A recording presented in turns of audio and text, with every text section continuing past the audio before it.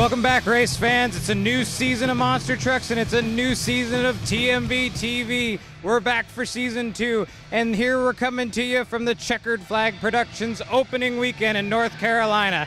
There's shows in 9 cities all around the country to kick off 2009, and we're here bringing you 2 of them this weekend. Winston-Salem, North Carolina, Friday night. Tonight, tomorrow night, Charlotte, North Carolina. 2 great lineups as the chase for the Checkered Flag Productions 2009 Monster Truck Winter Nationals Championship gets started. And it's coming to you all right here on the monsterblog.com. We've got great stuff for you tonight. We got 2 new trucks here in Winston-Salem. Joe Sylvester coming out with the new Bad Habit. John Zimmer bringing out the new Amsoil Shock Therapy out of the Sudden Impact Racing Camp. John Killenger's taking Zimmer's old truck in the Excaliber. And we've got the legendary Dan Runte with Bigfoot here tonight. Paul Strong with martial law is going to round out the lineup, and we've got a good show for you tonight here in Winston-Salem. And that's not all, because tomorrow night in Charlotte, we've got the Checkered Flag Productions Bigfoot Bad Boy debuting with driver Larry Swim behind the wheel. That's going to be a good combo for this year, running for the championship. So it's all coming to you right now. TMB TV, let's do it. Well, here's the race course at the Lawrence Joel Coliseum. We're looking at it, and Zane and the guys with CFP have come up with a really interesting track design here tonight. Now, typically in years past, the CFP course has just been a roller hill to start with and then a big roller hill to end. But tonight, we've got the roller hill to start with. The cars are going to be lining up here on the line. They're going to be jumping right off. Now, as the night progresses, this is going to start to give away, and they're going to be able to get better launches. But as you can see, when it first starts, they're going to get a pretty good hop and not much time to get set up before that final jump. And if you notice what we do looking at it here, that ramp is steep. That is straight up. So these guys are going to be catching some wild air coming off that last stack in racing, and they're only going to have a little bit of shutdown room. And we've got hard chargers here tonight. You're not going to see Dan Runte or John Zimmer or John Killenger or any of these guys laying down tonight. They're going to be going for the win. So we're going to see some wild racing here tonight in Winston-Salem. Well, with the new season always brings new chassis, and one of the guys with a brand new chassis here tonight in Winston-Salem is Joe Sylvester with the Bad Habit machine. Now, Joe, when did you get this thing finished? Last night. We pulled out of shop about midnight. We've been working on it for about the past 2 months. We started from a pile of tubing on the ground. Some parts we took off the old Bad Habit, but a lot of it is very, very new. We literally just finished up last night. So you guys rang in the New Year's pretty much working on the new truck then, huh? My girlfriend wouldn't have been too happy about that, so we quit about 10 o'clock on New Year's Eve, and we put in like a half day on New Year's Eve. Okay. So. All right. Now, one of the things you notice looking at the truck, it looks a lot like the chassis that you had before. Tell us, you know, why you chose to go that route, and then some of the additions that you've made to it to improve performance. Well, I was very happy with the old chassis design. It was light. It's long, it's fairly low, it's wide, handled well, jumped well. I was comfortable driving it. I knew what I wanted to do to improve upon it. So I'm talking with a few different people between Marty Garza, Jerry Richmond, quite a few different people kind of had their brain involved in it. And we basically took the old chassis and changed it the way we wanted. And instead of trying to keep on improving that one and changing it around the way we want, we just started fresh and did everything the way we want, from the way the chassis is built, to the way the shocks are, to the way the controls are set up in the cab. So. Now, you were telling me a little earlier when we were talking that the shocks were one of the big things you worked on with this. Tell us a little bit about that. Yeah, we have a lot of time into the design of the shocks and where we wanted them located on the truck. I started running no sway bar in the front of the truck last year, and I absolutely loved it. And I wanted to run coilovers in the back with no sway bar. I just love how the truck articulates for the wild freestyle runs and the harsh landings and saves, what have you. And I actually wanted to put a locker up in the front of the truck too, but we didn't get it done in enough time. But no, we angled the shocks so that they would, where we felt they would work the best. We kicked them out quite a bit on the bottom for a lot of side-to-side stability, since we're not running a sway bar. I have the same Kings on the front that I was running last year, the 18-inch travel Kings, and I have a 26-inch travel TNT on the back. And that's actually the first set of coilovers he built.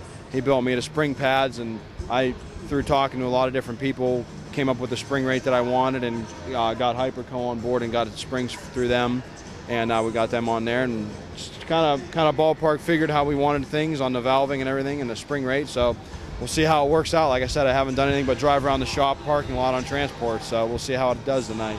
And he's going right into the action. Wheelie contest, racing, freestyle. One of the things you said you'd mentioned was brand new seat in the truck. Tell us about that. Yeah, we've kind of upped our freestyle game quite a bit. over the past couple years, and the suspension seat I bent so bad that when I was strapped in it, I couldn't even reach my steering wheel. So I knew I had to upgrade. Looked at a lot of different seat manufacturers that are making the aluminum seats. Everybody I talked to said you got to go to one when you're going big, when you're catching the big air and with the hard landings and the way we're driving. And I chose ISP. I talked a lot with them about it, and just felt that was the right choice to make, and we're very happy with it so far. We'll see how it works on the truck. It's going to take a lot of adjusting as far as, you know, what I can see around me and the driving of the truck. As from what I hear, you feel every little thing, but you can walk the next day, which is good. Well, that's Joe Sylvester with Bad Habit. He's ready to rock and roll with a brand new chassis tonight here in Winston-Salem. Well, we just talked with Joe Sylvester. He's got a brand new chassis with Bad Habit, but John Zimmer's got a new one with Amsoil Shock Therapy as well. John, tell us when you got this new truck done. We actually finished the truck pretty much yesterday. We had about 3/4 of it done at the beginning of the week, and it was just the holidays, you know, waiting for parts, and as usual, it was last minute on the little things. Well, you know, it always all comes together just in time, it seems like, both with Joe getting his truck done and John getting it done just in time, too. John, tell us what some of the differences are between this chassis and the one that you took the Edge Championship in last year.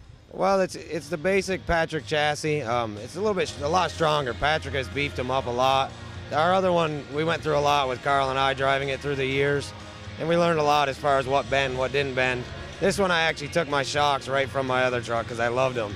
But as far as the truck being new, the difference for me is the cab. This one, we put an ISP seat in that's built for me, and we actually just got that in first before we did anything.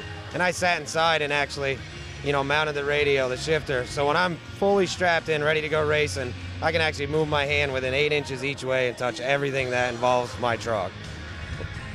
Wait. John Killenger, the other team driver here with John Zimmer, now he's got the truck that you're in love with, the one that you did such great things with last year. How does it feel to pass that on to the teammate?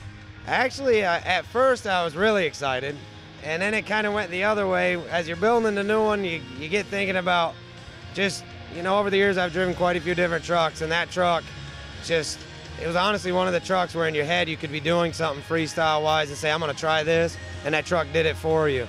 It could land crooked or sideways, and it always drove out for me. But then, you know, like I said, halfway through I was kind of iffy, and then towards the end, as this one came together, I was definitely excited. I mean, I'm jacked up with Amsoil with me. I love these guys. The truck looks amazing, and now to have it sitting on a brand new pace with a big old Chris Holbrook motor in it, you know, I'm looking for a lot of good things this year.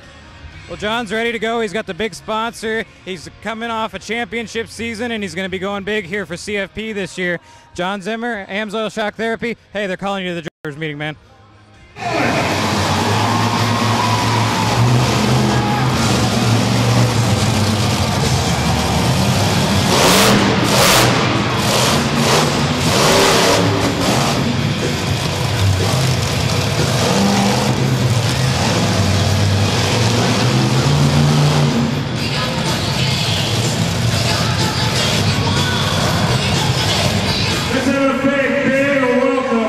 Joe Sylvester and Heaven.